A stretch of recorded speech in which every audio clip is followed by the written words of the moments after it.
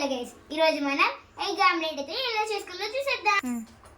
కారం, ఉప్పు, egg, chilli, onion, masala, also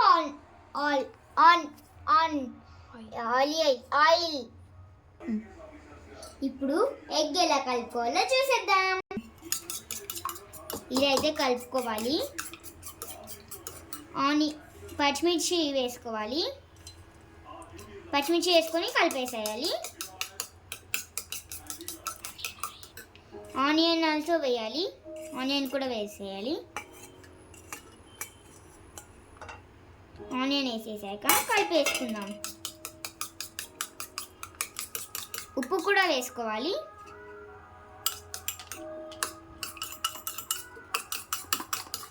కారం వేసేసుకుందాం.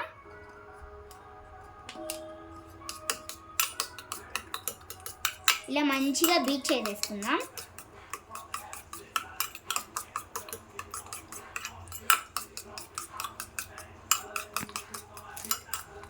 చేసేసుకున్న తర్వాత మసాలా వేసుకుందాం.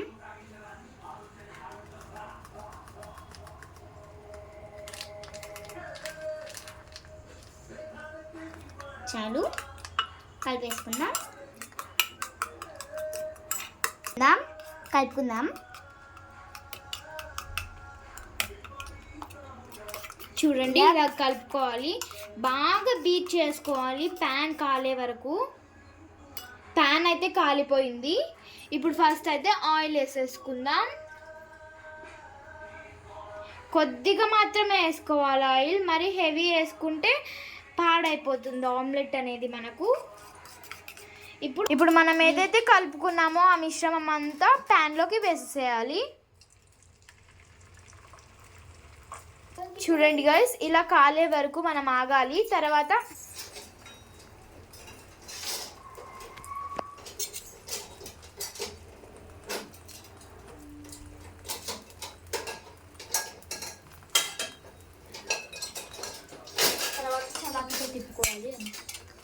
చలాకీతో అయితే తిప్పుకోవాలి. చూస్తున్నారు కదా ఎలా తిప్పుకోవాలో. ఇలా కొంచెం పైకి రాగానే ఇది చలాకి పెట్టేసి ఇలా తీసుకుంటూ ఇలా అనుకుంటూ తీసేసుకోవాలి. చూస్తున్నారు కదా ఇలా అయితే మనం తీసేసుకోవాలి.